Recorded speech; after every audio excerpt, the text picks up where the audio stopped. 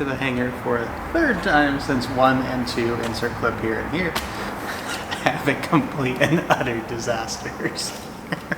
Okay, welcome back to our channel. Today we are doing a Q&A video on our build of the Mustang 2 kit plane, and we wanted to tell you that we've done this twice, right?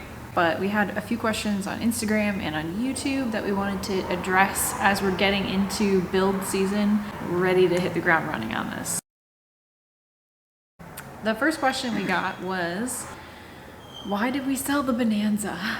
That was, I think, the most asked question of everyone.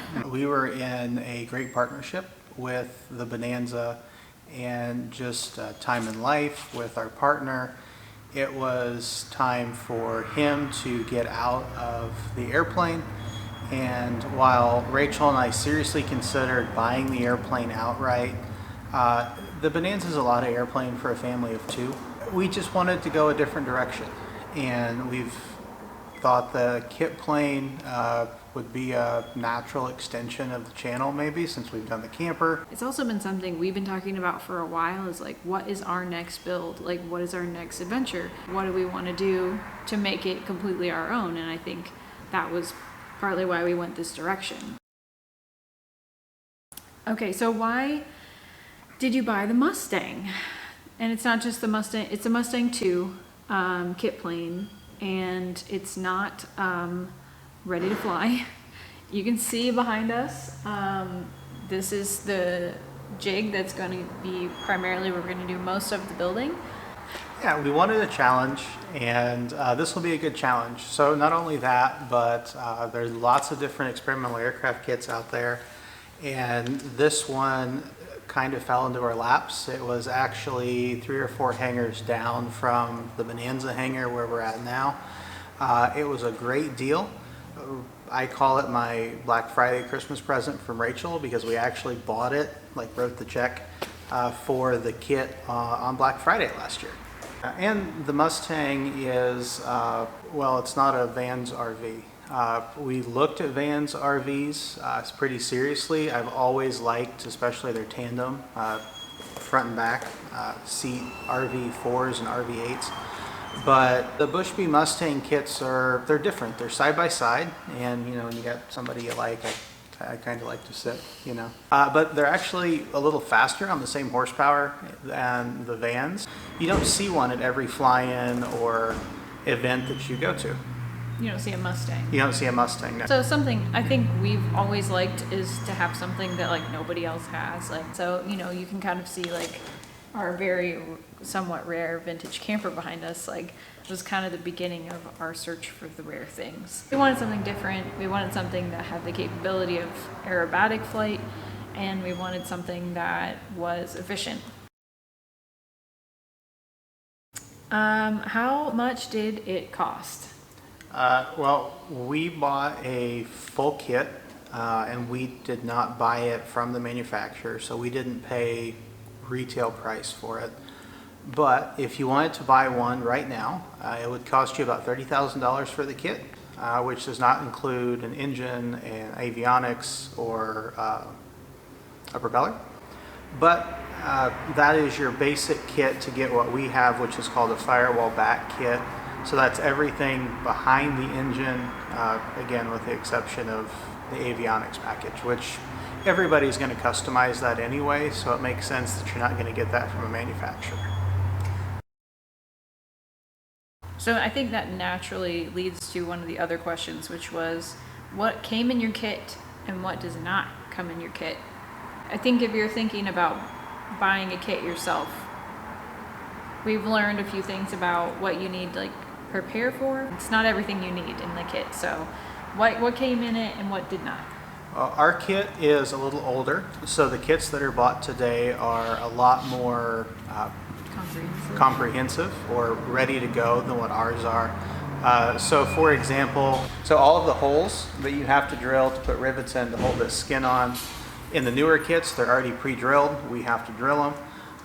So the newer kits are more put together, but our kit came with all of the necessities to have a rolling airframe. Yeah, the new kits include the fuel tank and the engine mount as well, which we have to source when we get ready for that point in our build. What will the plane look like? I will give you a picture right here. All we have are drawings, but there are Mustang 2 planes that are out there flying around. So I'll pull a few of those and drop them here for you. How big is it and how fast will it go? Yeah. Well, big is always relative. So the Mustangs have about a 24-foot wingspan and they're about 20 feet long. To put that into perspective with the Bonanza is about 30 feet long with about a 30-foot wingspan, a little bigger.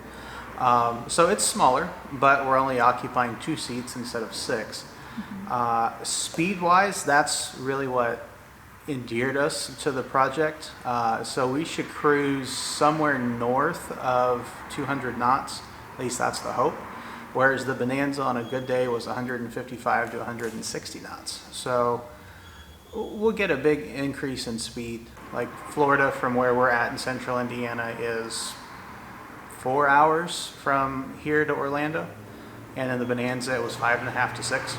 So we've decided to go with a Lycoming 390 cubic inch 4-cylinder engine. It's going to be fuel injected. And what we haven't decided on yet is if it's going to be an aerobatic version of the engine. So the difference between those is the aerobatic engines have some modifications to them that allow oil flow to occur upside down, whereas the non-aerobatic engines don't. We'll cross that bridge when we come to it, once we have to make that decision, but we're looking at 215 horse, probably a little more, because we're going to do a Thunderbolt Lycoming engine, which is a little more handmade than just something off the factory floor. What avionics are you planning to put in your Mustang? That is a great question, and the answer is I have no idea. I know what I want to put in it, and that is a general package that will let the airplane be IFR capable, so we can fly in less than perfect weather. And I want all glass, and we're a couple years down the road with avionics packages, so who knows, you know, the avionics world right now is changing so fast that we could say we want this today, and by the time that we're ready for it, it'll be something totally different. We want something that's easily serviceable, that we can get parts for a long time. And the other area that we want to make sure we have with an avionics package is a package that includes an autopilot.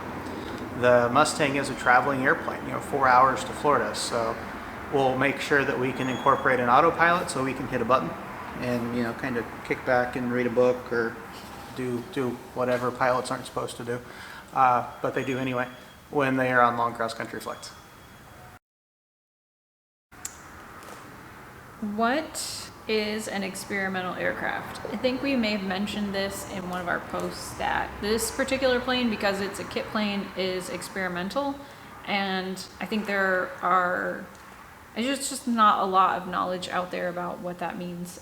So experimental aircraft basically means DIY in its most simple terms. It doesn't mean that it's unsafe, that it's built any differently. So the way that we're going to show you how to drive rivets on the Mustang kit. For the record, we're not showing anybody how to do this because we don't know how to do this. We're learning how to do this. But that's part of the fun of an experimental airplane. But the way we're going to do it, the methods we're using are the same. They're the exact same as Boeing or Airbus or Beechcraft or Cessna drives their metal rivets. So the processes are the same. The airplane has to be inspected. It has to be signed off by people that do the same thing for the manufacturers. So if we do it right, we get things signed off, it'll have the same qualifications as the Bonanza did. I think we only have one more question, really. What are we most looking forward to, and what are we most nervous about in the process? Because I think a lot of people think that this is a really scary big thing to build your own airplane. Well, when we did the camper, because of the amount of demo and actual construction that we had to do, I did most of the build out portion of the camper myself. So I'm looking forward to working with her. As I've talked to friends of ours, they think that having a spouse that wants to be involved and wants to participate is great. So I'm looking forward to that. The other thing I'm really looking forward to is working with my dad, who he's now retired. He's a metal worker. He retired from the metalworking industry, and he's also an artist.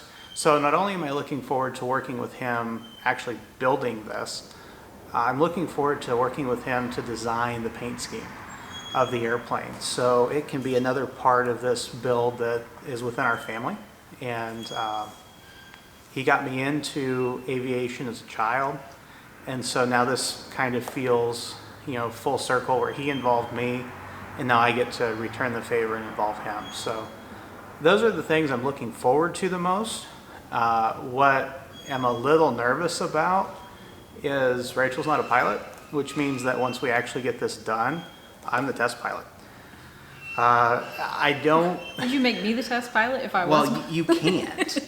You can't do it. So the first time the airplane actually goes into the air will be with me at the controls. Mm-hmm. And I got to bring it back down too. And you can go up. Going up's the easy part, but I also got to put it back down safely the first time.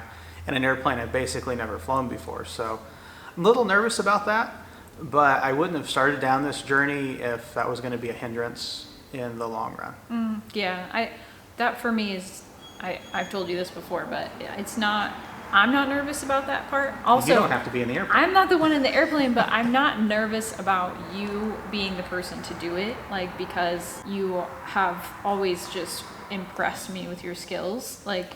I've seen you jump into an airplane that you've never flown before with somebody and just completely blow them away. Not that you're an expert by any means after one flight, but there's nobody better qualified than you. So I'm not nervous about that part. I'm nervous about screwing it up.